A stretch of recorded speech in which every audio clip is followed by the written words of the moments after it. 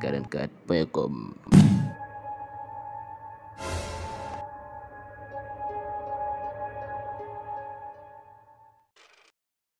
dañuy ñëw d'abord si arrestation bi parce que il faut mu wax sénégalais yi en réalité ñun lan moo xew dañu tooñ te biñ nekkee prison en étant en prison man xam naa comprendre nañ ni sénégalais yu bëri comprendre ñu ñun dañu tooñ parce que manipulation am na si média bi am na ba ñu ne dañu am lu ñu étiqueté maanaam ñu ay waxatu toj lañ quoi ay waxatu toj lañ donc alors su dara xewee rek ñoom ñoo ko def quoi ñoom ñoo ko wax gars yi cherchent même pas à comprendre. alors on a fait une émission si Sunugal 24 émission bi ñu ngi ko def avant le décès de l'imam Aliou Badara Ndao donc ñu ngi ko def lundi laa ko def imam bi suma jumul mercredi la décédé xam mardi la décédé donc veille décès imam bi laa ko def donc dama seeti imam bi hôpital si ngoon si ma dem def émission bi alors ñoom bi ma policiers yi arrêté ci émission boobu lañ doon defee audition bi ci lañ doon defee PV yi ci li ñu def yëpp chef d'inculpation ñoom nañ foofu lañ ko jëlee waaw liñu chargé alors dañu tooñ mais tooñ li si gën a metti mooy tooñ d'abord mooy ci ñun imam Aliou Badara Ndao man waajur la si man parce que imam Ndao man mënuñu ma noppeloo bu du ma wax si moom mënul nekk parce que man waajur la si man imam la si man te ñun si luñ gëm ñun nga xam ñun gëmuñu république imam institution la si ñun comme ni gars yi wax Macky Sall institution la ni ñu waxee naan il faut respecter les institutions ñun pour ñun benn institution moo am mooy imam benn constitution moo am mooy alxuraan ñun loolu lañ gëm kon imam fi gars yi teg Macky Sall ñun fu ko raw lañ teg imam bi parce que alxuraan dafa wax ni ki gën ci yéen mooy ki jàngale alxuraan bu noppi di ko jàngale kon Macky Sall imam bee ko gën Macky Sall jàngul sax saatu à la Fatiha lay wax donc kon bokkul ak imam Ndao alors kon duñ tëkkale imam bi institution bu toll noonu di ko tëkkale ak leneen xalaatuñ ko sax duñ ko def alors li may njëkk expliqué mooy bi ñu defee émission bi ñoom dañuy wax ne imam Ndao état bi moo ko rey maanaam dañ ne Macky Sall moo ko rey ñu loolu la ñu wax quoi alors ñun man bi may dem émission sama 128e pensée xalaatuloo ni sama imam bi day décédé wax dëgg yàlla te loolu ma wax ko mu leer pour leeral ko Sénégalais yi ne sama 128e pensée xalaatul woon ni imam Ndao day décédé gëmoon naa ni man imam Ndao day jugaat la raison bi tax ma gis professeur Cheikh Omar Diagne bi ma wooyee ñu dem ñu def cagnotte alhamdulilah Sénégalais yi dañu participer ñu def le tout pour imam bi mën a dem faju à l'extérieur donc kon ñun suñu yéene nekkul imam bi décédé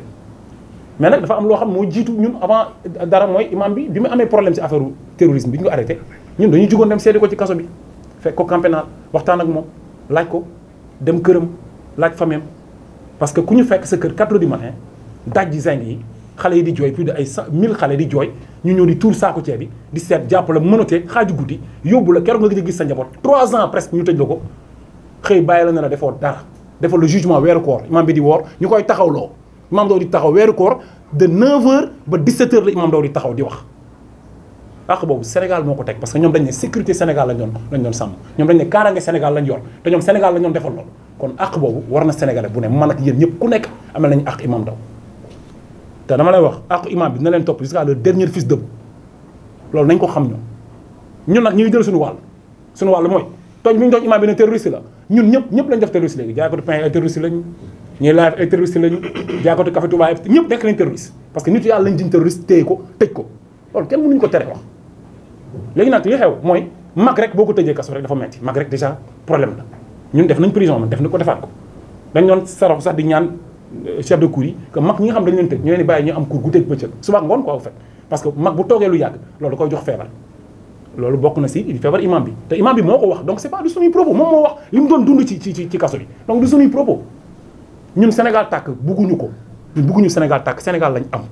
on gagne rien ci Sénégal tàkk mais nag day fekk jàmm yoo gis yu ci bari jàmmaarloo da cee baax day tax ku ne xam fan nga war a yem fan nga war a def ku nekk nga jox ko cër maintenant li nga xam ne am na si imam Ndao jour bi imam Ndao décédé après émission bi imam Ndao décédé ñun ñu ngi waajal pour ñu dem ci décès bi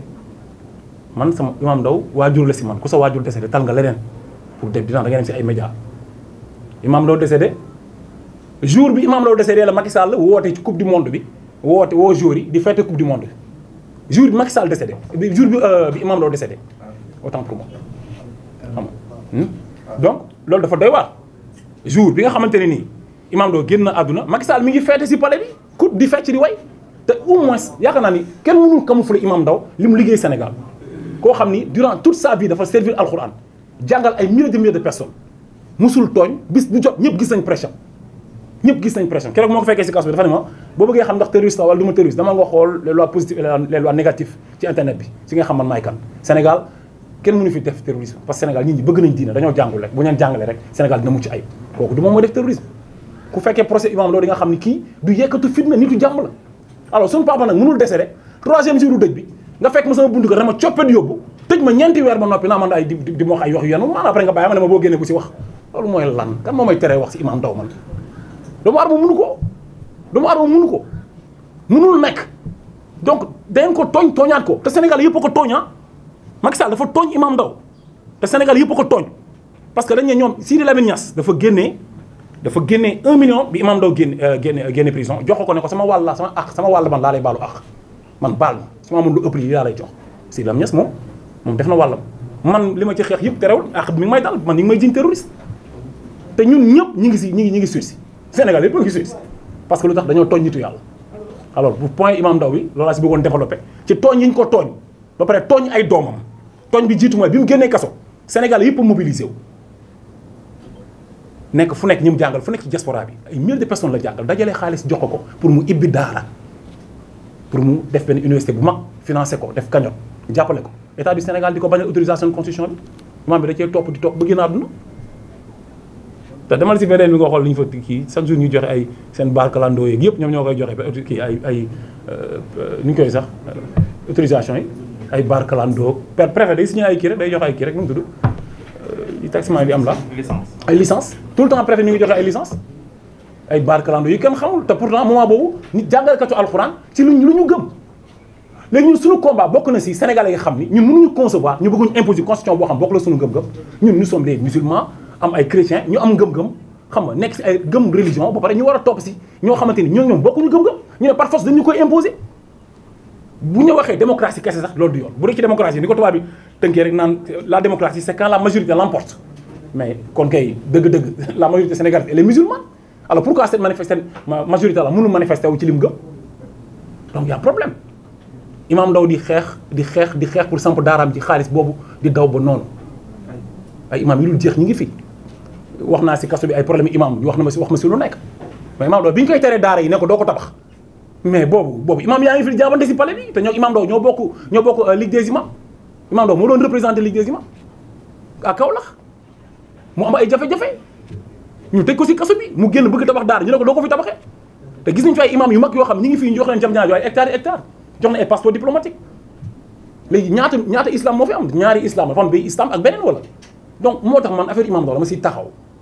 siège bii dañ koy defar pareegul si Lamine Niass lañ ko tuddee boo leen seetee kër Sidi moo nekk moom lañ ko tuddee mais salle bi ñu ko tuddee salle Imam Ndao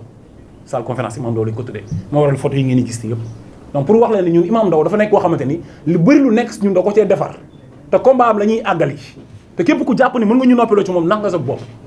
Imam Ndao amul dossier yu grave du terroriste neen ko tooñ du ngeen ñu tooñeet bi ñu duñ ko accepté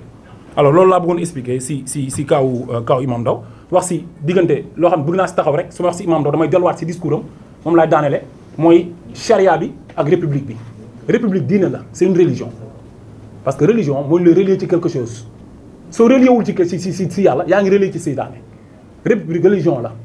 parce que procureur bu defee réquisition ne dem leen ngeen jàpp Karim soo xataraayee ñu rey la loolu diine rek moo lay rey loo te ñoom dañ lay rey tey boo taxawee di xeex ak ñoom dañ lay rey parce que ndigal la lañ am ci procureur fan lañ ko teg loolu diine rek moo ko mën alors lépp loo xam diine da koy bañ nag ñun dañ koy bañ lépp loo xam diine da ko bëgg ñun dañ ko bëgg te suñu combat mooy Sénégal am chariatul islamiyya loolu lañ gëm képp ku ñu àndal amit tamit dañuy ànd ak yow rek juste parce que dañoo bëgg bu fekkee ëpp nga ñu doole suba nga taxaw ne lan ngay def ci diine bi ñu laaj yow looy defal diine soo ñëwee lan ngay defal diine rek moom ñu ñor la preuve gis ngeen école coranique yi ni ñu mel Sénégal Macky Sall génn fa dajale sëriñu daara yëpp te deful dara si daara yi deful dara ci daara yi ay sëriñu daara dañ leen dóor fii toroxal leen police di dàq ji ay taalibe si mbedd yi tey école française subvention yi muy am daara yi amuñ ko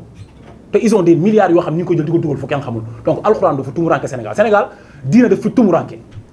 daf fi nekk na fi fàng te nekku fi te bu heure julli jotee dañuy nodd ba kenn du dégg sax doo dégg sax sa bopp te en réalité li ñu war a def jëmmal diine bi xam ne diine bi téere bi lu ñuy jëf la di ko dox comme ni ñu respecté institution yi Sénégal ñu respecté noonu imam yi taxawee taxawaay boobu noonu mais gis ngeen fi ay imam yu taxaw naan carrément ñun julliwuñu tàkkusaan ak gee sax ak timis xaw ma ndax sa jëmm donc loolu li ñu jàppee diine bi di ko toroxal noonu ñun il faut ñu tax am ñu ko défendre fii rek la imam Ndao taxawoon te mission boobu la ñuy yeggali donc loolu aussi bokk na si lu mu bëggoon leeral ci wàllu Imam Ndao quoi parce que Imam Ndao bi vraiment gis naa ni moo tax ñu doon wax ay sous contrôle judiciaire rek yooyu yëpp quoi donc loolu bokk na si pour ñu bañ a dugg si kaw Imam Ndao loolu laa si développé di wax ni le combat continue si Imam Alioune Badara Ndao ok.